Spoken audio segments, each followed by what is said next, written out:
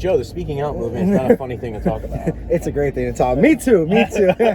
All right, ladies and gentlemen, this is the Wrestling Paradox Podcast Ride Along Edition. We are on our way up to CCW. Well, there that goes. This will be a great show. All right, so here we go. Can I get this to do something? Here, wait. There you go. That works, I think. All right, so CCW road trip. Dude, are you trying to make this thing fall? Today's topic, because tonight's our topic night, is about worst gimmicks, is it? Worst gimmicks ever. Gimmicks ever. And don't forget to pick up your free sticker right there for you. And along with these beautiful, nice new t-shirts. Thank you. You like that, I do not have mine on because it was just given to me. This is our podcast, Chris. Can we look presentable for this, please? All right, so it's about a 20-minute drive up to CCW, so we're going to get right into it. Worst gimmicks. And I'm going to go right out the gate. Mantar. You stole mine. I stole his. Stole mine. I stole his. Mantar, what happened in the night? God damn it. All right. The 90s was a weird spot for everybody, obviously. So it was more child. This is it. I'm done. All right, this is what you guys get now. All right, I have to hold it the whole way. That's fine. It works well.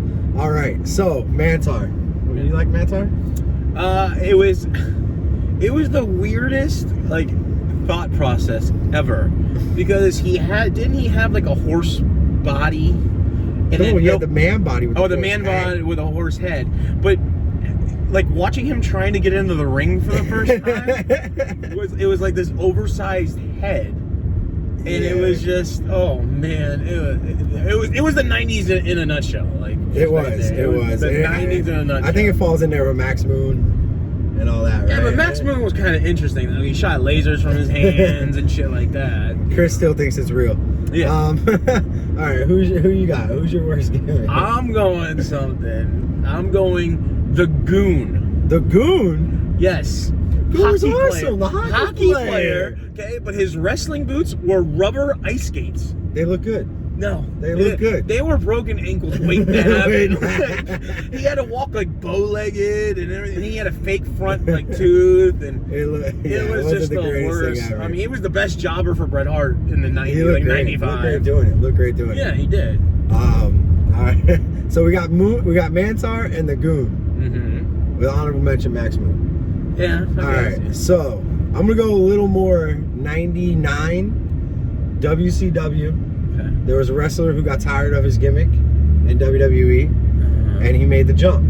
Oh. He only made one appearance as his character. Oh, I know who you're talking about. 7. Yep. 7. Yep. 7 was a character played by Dustin Reynolds. Yep. And he broke character the first night. The only time he stepped foot in the ring as 7. The only time. Character. And dude, do you remember the vignette?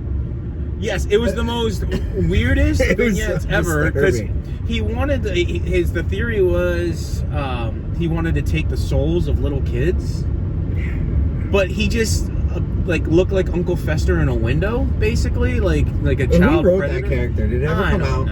I don't know. It was probably Vince Russo. It was a swerve, bro. Oh my god! And the funny part was, I actually went back because I thought of that character, and I went back and watched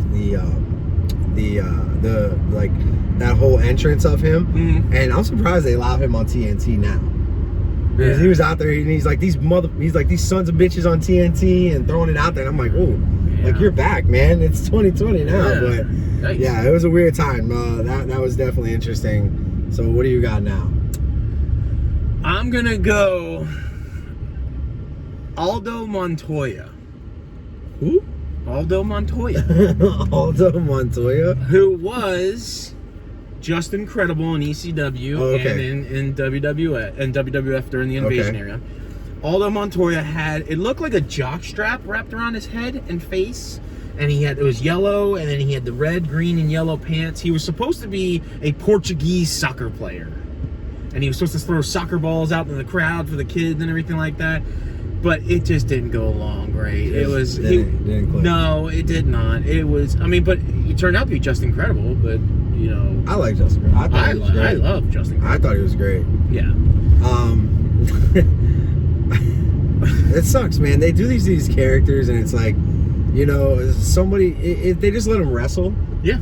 I think they'll be all right. And I think they'll get over with the crowd, but it's never just about wrestling. Well, they were trying to do a big push with Aldo Montoya. They were trying to push him. They were trying to get him to go against like Razor Ramon and like 1, 2, 3 Kid. And he could wrestle. It's just the character was just bad. It was just not good. And on this list, what you're going to find out is some of the wrestlers, even though we like the wrestlers, we don't like the gimmick they played. Right. And that leads me to my next one. Coming straight out of Detroit, Michigan. Vinny Vegas. Wait, it wasn't even Vinny Vegas. What was the one where they put the dunce cap on him? What was Oz. Oz. Poor Kevin Nash, man. I was gonna wear that shirt too. The stage is a cat. The stage of Nash, the Nash Diner. I was gonna wear that. Oh man, you're looking good right there, bro. Thank you. I must tell you, you're looking good. Thank you. But no, yeah, man, they did something. How do they dress this monster in green and put a dunce cap on him and dust? Again, why I do not like the Rhodes family. That was a Dusty Rhodes special. But it was also Jim Herd too. And I mean, the guy was a manager of a Pizza Hut, and he's like, "Oh, I can run a wrestling company," you know. But the worst thing is they at first they put like a fake Santa Claus beard on him. Yeah. Then he started saying, "I can't breathe in this." So they're like, "Oh, let's go to the next best thing. Let's spray his beard white." That sounds great. Right. That's not going to cause a problem. Not at all. Right. There's a lot of things I'm noticing, man. It's just a lot of shit stains in a lot of companies. Yeah. They just had a lot of problems. Yes. WCW was like the joke for a while there at the beginning, and then a lot of companies like WWE kind of took over. And yeah.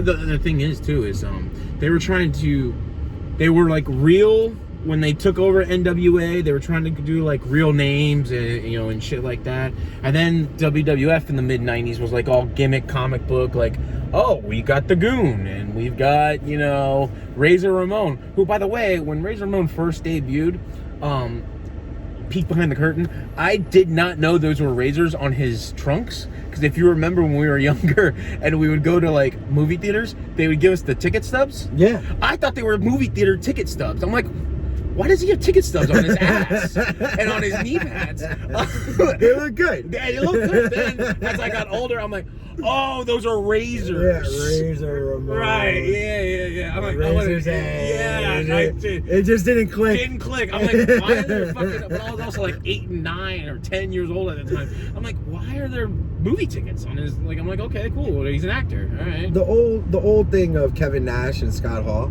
was, were they WCW talent that went to WWE and became big, or were they homegrown WCW talent? That's a good question, because Eric Bischoff and Ric Flair do not agree on this topic at all. I've heard both sides. Yeah, I think they were. Okay, I think Kevin Nash is a WWF talent that got over in WCW, because he didn't get over in WCW initially. Yeah. But I will say Scott Hall is a WCW talent that got over in WWF. Yeah. Because he was Big Diamond Stud in AWA and NWA, and also in WCW. Gotcha. So who's your next talent? Worst gimmick. I'm going to go. It's sad to say is because I like the guy, and I kind of like the gimmick, but then when you think about it, you're like, what the fuck were they thinking? WWE, mid '90s, Adam Bomb. I haven't heard that name in so long. Adam Bomb. He came out with the fucking nuclear war glasses, and his like Titantron was just an atom bomb blowing up. I like the guy because he was a great wrestler. He ended up becoming Wrath in WCW. And Wrath didn't really get over too well either. No, until they put him in Chronic. Yeah, Chronic. It was a great tag team, but Adam Bomb just, and then like it was, the singlet was like red, yellow, and black, and it didn't have like it just had like a Biohazard like logo in the front, and it was just the weirdest thing. And I think if I can remember correctly, didn't he have like a green tongue? Like he put dye on his tongue? Yes. And I'm like, yep. Like, if it's an atom bomb, everyone's dead. Like, you can call him like Radioactive Man or some shit like that, but he's dead. Like, I'm like, whatever. But I liked him as a wrestler, though. I like when they play off names like that, like Hugh Morris, Morris, Adam Bomb, Major Guns. Who there was Dexter Loomis right now. Yes, that's a good one. I like Dexter Loomis' name. Yes, that's a way to play it off of there. All right, so my next one of the worst gimmicks, and prepare to be shocked. Oh, here we go. It's a Shockmaster. You sound so disappointed because everybody else in that stage was disappointed that night too. Yeah. Well, I mean, yeah, she also. Poor Uncle Fred. Yeah, Fred Ottman that was like the worst ever. And they blame it on like there's different stories, there's different views on it. They said somebody put a piece of plywood. Yeah, they blamed it on Arn Anderson. They said that he drilled the wood to hold the drywall up. I don't understand why. Yeah, and Arn Anderson, when they ask him about it, he's like, "Why would I do that? That makes no sense." Because during the prep for it and the walkthroughs and everything like that, he went through the walls perfectly fine, and then somebody decided to put a piece of 2x4 down at the bottom or something. I mean, but logically, would the character have worked anyways? You weren't shocked? No, I was not. Well, then I guess the master didn't do his job. No, and then I mean, you can even go off of you can just say Fred Ottman as a whole, because I mean, Tugboat, great character. It was all about Tugboat. Okay, first off, he looked like a oversized candy cane in the red and white stripes. Wasn't he Earthquake too? No, that was John Tenta. That was John Tenta. Yeah. That was John Tenta, and but yeah, but he did tag. If I remember correct, he tagged with the Natural Disasters or something like that. Because didn't he go from Tugboat to Typhoon? Yes. Yeah. So, but Fred Ottman, it was just, I mean, he's just bad gimmick after bad gimmick, But he still sells 8x10s of the Shockmaster and of Tugboat at conventions. I will buy a Shockmaster poster. I will buy that. I will give you good money for that. Just that. I think it'll look good in the game room. No? Put it right next to my Fantismo's 8x10. That's a name for you right there. Oh, gosh. You remember that thing, dude? He used to pull he used to pull it out of his mouth. Yeah, he only wrestled one match. That was WCW's answer to who? No, Fantismo was on WWF. Oh, that was WWF? Yeah, that was WWF. God. Yeah, he was the magician, the wrestling magician. See, it was so shitty, I put it on WCW. I thought WWF was too good for that. No. I'm trying to think of my next one. Give me a gimmick. I'm gonna give you one. Okay, one that ruined the company. NWO? That's the worst gimmick in the world. It ruined everything. WCW. This actually, I mean, it got Eric Bischoff fired. In all essence, is the Kiss Demon, Dale Torborg, because Eric Bischoff signed a contract with Kiss, the band, to play one song on the New Year's Eve pay-per-view, and for $500,000. But in the contract, Kiss management said that they wanted their wrestler to be featured on TV X number of times and main event the pay-per-view. Main event? Yes, main event the pay-per-view. Yes. Yeah, good luck with that. Let me just tell you what happened. Eric Bischoff got fired 4 months before the pay-per-view aired. I don't think he main evented the pay-per-view, did he? No, but he was on TV. He did 5 or 7 more TV appearances, but it was just I don't know, it was weird. They wanted him to do have a storyline angle with Vampiro. I think Vampiro was a way better wrestler than good old Dale Torborg, who actually, behind the curtain again, Dale Torborg was a draft pick by the Florida Marlins. Well, check that out. Yep. Things you never knew. Yeah, things you never knew. His dad was a pitching coach for the Marlins. Oh, well, there you go. Look at that. Look at that, right? It all comes back to us. So my next one, we are actually seeing these people tonight. I believe it is. Isn't it Primo and Epico are in there tonight at CCW? Yep. However, if you remember, Primo and Epico had a pretty weird time in WWE. Yep. As the El Matadors. With El Toro. Yep. Wasn't it? Yeah. How do you make these guys bullfighters? I think the whole family. I like the whole family. I like Carlito. I like Primo and Epico. I like them. I thought they were great. Okay. I thought you were talking. Are you talking about the ones that were on WWE TV, right? Yeah. That was Primo and Epico. Yeah. No, yes, because if you're talking about the whole family, I mean, Carlos Colon, there's a past there. No. I'm talking about the family that I watched, okay? Bruiser Brody, you know. Yeah, my dog Bruiser. Poor Frank. Yeah. But no, man, like I liked him. I like Carlito in 2004. Yep. I thought he was a great like storyteller and the whole Apple thing, and he played well. I mean, look, he made event matches with Triple H on Raw. Yeah. I mean, he was up there. He got big wins. Big wins. Yep. And then his cousins came in with Primo and Epico, and then they got turned into bullfighters. Yeah. That's about as racist as you can get. Yeah, I mean, stereotype it at its finest, you know. That's very finest. I mean,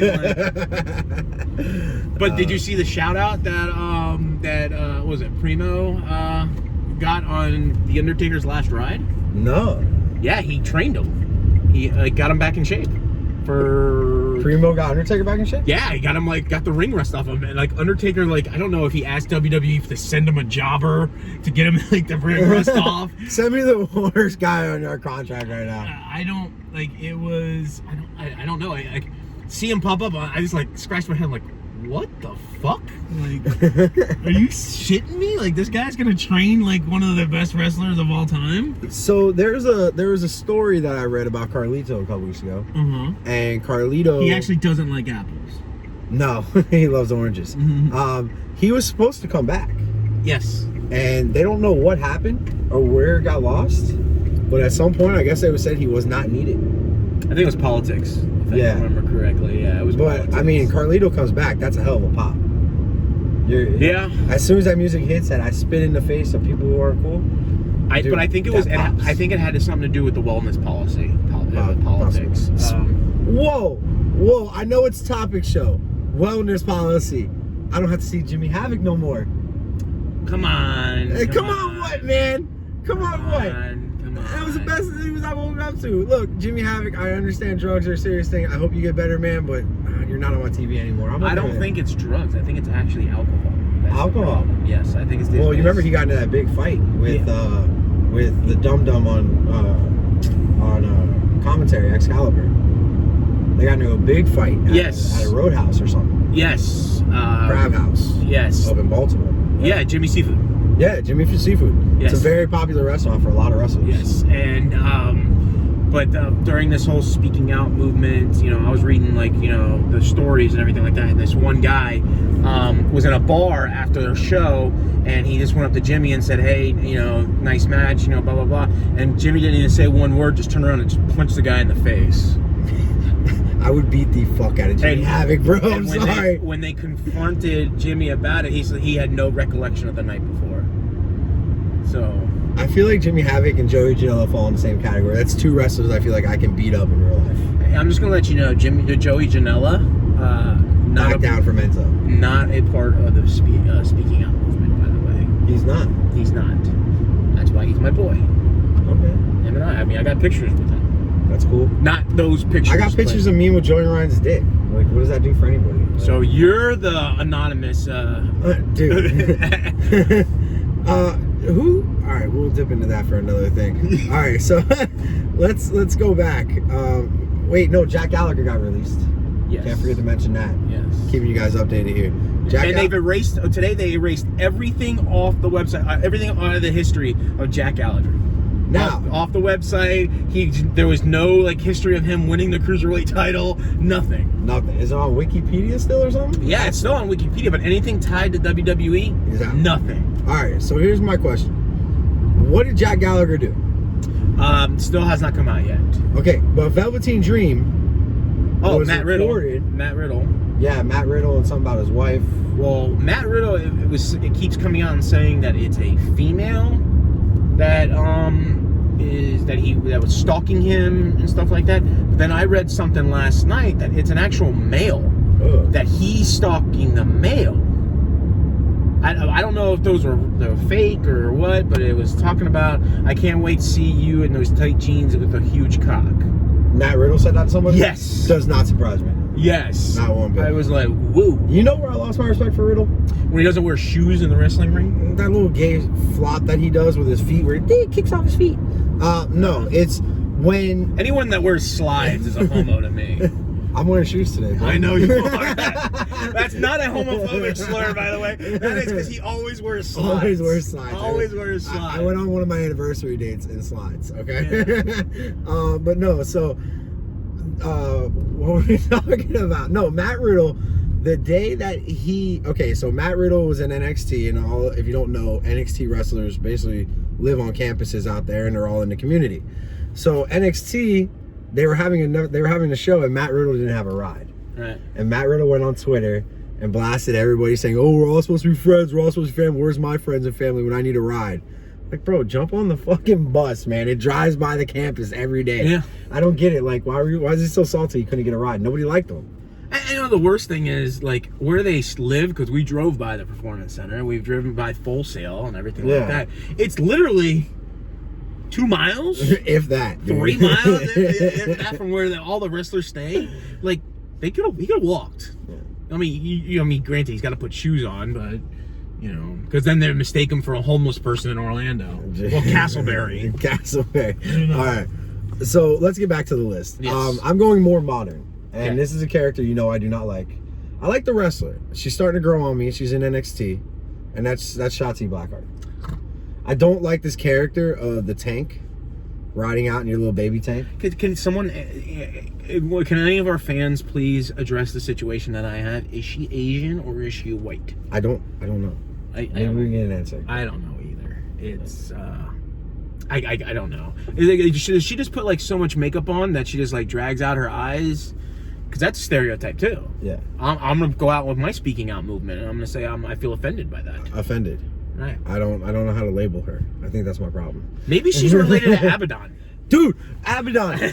Hold on. Okay, so you have a great tag team match with Kenny Omega and Hangman versus QT Marshall and Dustin Rhodes. Yep. And then you have a great debut of Ricky Starks. Yes. Versus Cody. Yes. Do you guys want to know who Wrestler of the Week was in AEW this week? Fucking Abaddon. Abaddon. How? What? Why? Because of fucking oh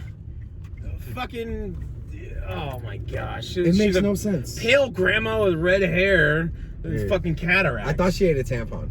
That's what it looked like to me. No, that's Priscilla Kelly. That's Priscilla Kelly. Priscilla Kelly loves the tampons. Is that it? Are we here? I think we're here. But we're early. We're real early. You want to go rock climbing? I know there's a rock climbing facility over here. No, I don't want to go rock climbing. Let's go rock climbing. No, I'm good. Do you not feel comfortable rock climbing? No, we have more topics to talk about. We have more topics to talk about. All right, guys. Looks like you're in this for the long haul. So are we. Yes. All right. So you got Shotzi Blackheart? Shotzi Blackheart. I like her in the ring. I do not like her character. Okay. One bit. Do you have more of a modern, like today? Somebody you're like, that's a great wrestler, but the character sucks. Modern. There's gotta be someone you're like, that I like the wrestler, I hate the character. Yes. That's how I feel about a lot of these. Yes, I do. You ready for this? You might get offended by this though. There's a good possibility. You're seeing the ending of the show unfold right here. You might get offended by this. Ready? PCO. I'm done. See you guys later. What do you mean PCO, dude? The guy's like 60 years old, still banging him out. Yes, I love him as a wrestler, but have you seen him recently? Like, you know, he's got the Dr. Demento that like is his like valet or help him train or whatever, and they hook him up to a car battery. That sounds right. No, it's not. That's how you get him started. No. I'm kind of offended right now. I really like PCO as a character. I know it's going to offend you. Like, every time I go to Ring of Honor, if PCO's not there, I'm not going to go to Ring of Honor anymore. That's just how I feel. Yeah, damn, that bothers me a little bit. That bothers me a little bit. All right. You want to talk about characters? That stupid ass shirt you're wearing. Orange Cassidy is the worst character right now. Like, you wait for the push though. Wait till you see a Fyter Fest. The push is going to be good. If he beats Jericho, are you gonna become a fan? I will become a fan when he takes off the denim and he starts wearing black, and how he looked the other night, all pissed off, all angry, not joking around, not doing the whole not doing that. It's too high up. You got to bring it down a little more. There, that's about it right there. About as limp as anyway. Hold on. You're like you're like Luke Combs and Orange Cassidy mixed into one. Luke Combs and Orange Cassidy had a baby. There you go. That's it. No, Long man. neck, tall beard, never broke my heart.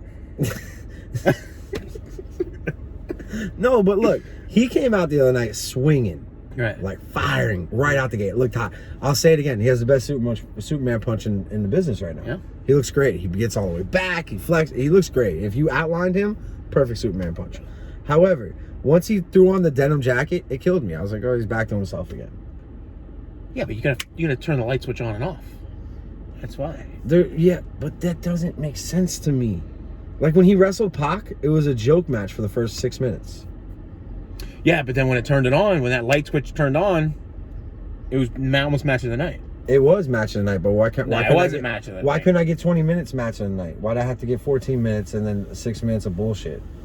And you want to know what though? That Revolution pay-per-view was a very, very good pay-per-view. Probably one of the best one I've seen in a very long time throughout all the companies. Yeah. I mean, you start off, isn't that the one you started off with Darby Allin and Sammy G? Mm-hmm. Mm-hmm. And they tore the fucking roof off the place.